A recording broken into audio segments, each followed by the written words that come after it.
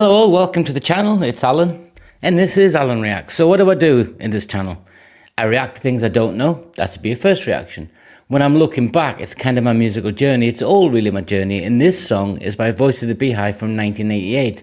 What are we going to talk about? Little tidbits of information, why I still like the song, and why I look back on it fondly. Maybe you look back on it fondly. Let's find out together. I'd like you all to get in the comments. Going to keep this short. Let's get into it. Voice of the Beehive from 1988. What's the connections to other UK bands? They were Anglo-American. Yeah, we'll get into all of that.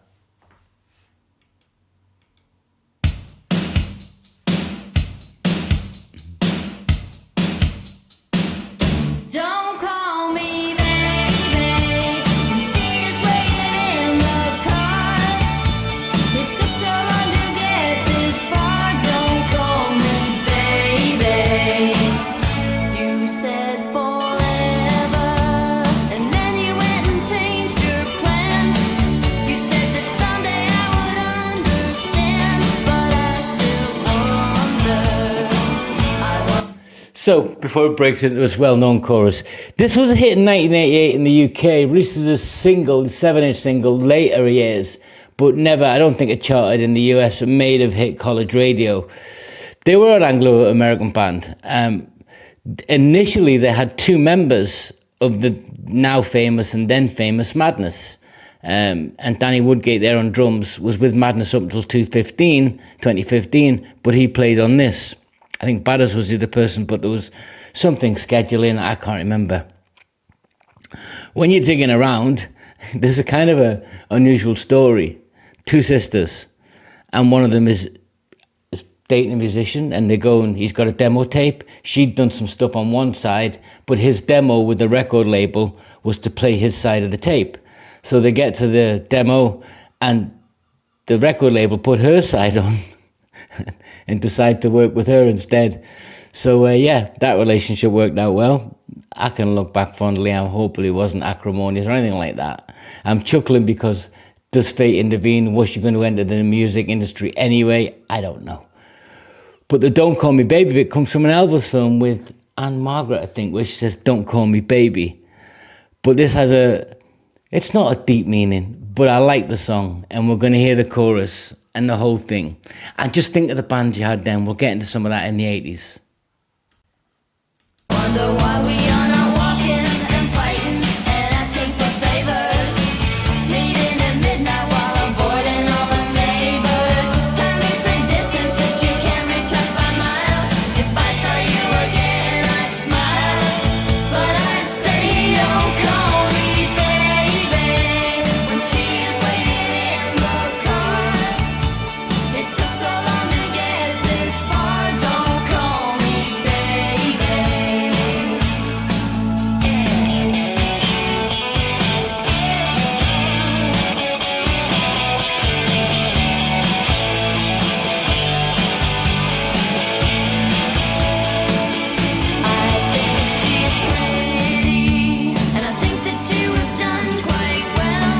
You know, you think of the Adele song when she sings Nevermind.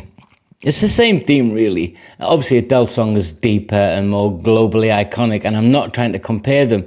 But she's really singing about how an ex-boyfriend, she saw a boyfriend with another girl in the car, and then it's the whole "don't call me baby" anymore. Don't do that. And you can hear that. And there's a distance that you can't retract by miles. That's a nice line. It has some nuance to it. You know, it's not just surface pop. They had other hit singles, but they kind of just didn't fade out. They went on to do other things. I think they retoured in 2003, 2008, and 2017, small tours, you know, celebrating that album, which was Let It Be.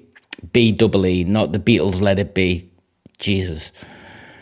And they had, I think, Monsters and Like You. It was another song, Monsters.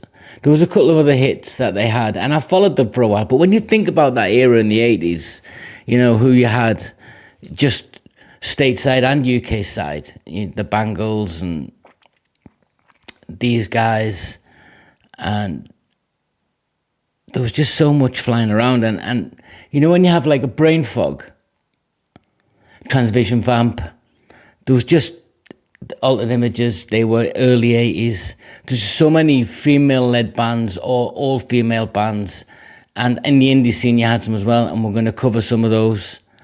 It's just great time. Is it a great song?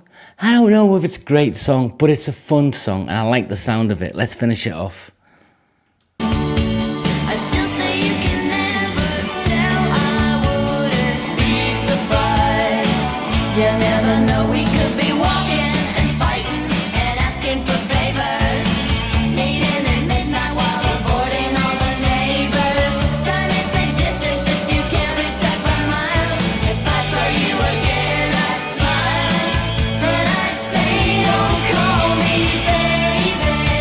When we were not the way we are, it took so long to get this far. Don't call me baby. Sometimes downtown, I think I see you, but I don't say a word because there is somebody new. It's too late to matter, there's no such thing as true. Good in the shadows till you let me in the dark. Don't call me, don't call me, don't call me, don't call me baby. The vignetting in the video is great.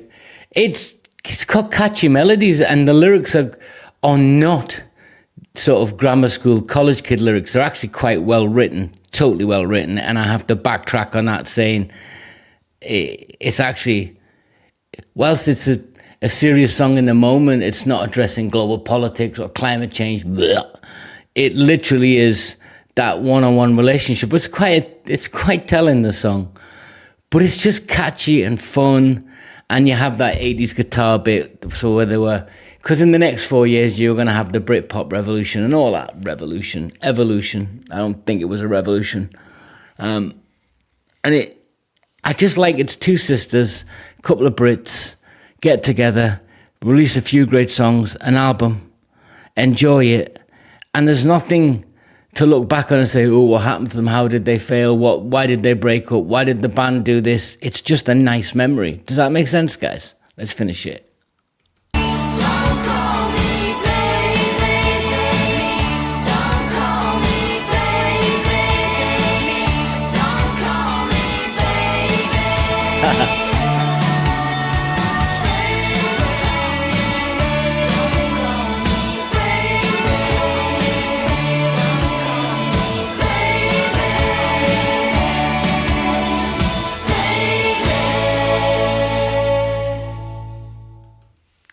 There was a lot of competing interests in the charts in the UK in the 80s, 83 onwards. You had your synth pop, you had your sort of re-emergence of sort of kind of metal, but not hair metal. That kind of stuff was going on. Then you had your REMs and all of that. So there was massive hits. And I suppose there are now, but I don't pay any attention. Some bands I'll listen to, you know, in this current time, but there's just not many. I just look back fondly, 1988, I was 23. I was not all over the place with music, but I was liking what I was liking. And if I heard a song on the charts that caught my eye, because you were still listening to the charts, because there was still lots of stuff worth listening to in the charts that was band-driven, music-driven, with live concerts. It's good. It's just fun. It's a decent song. It's got good melody. It's got good music. It's of its time, but you could play it today and just reminisce and enjoy it. And that's what I've done. I hope you have too. Let me know what you think, guys. Comment, subscribe. All those things are up to you, but I'd appreciate it. Till next time, take care.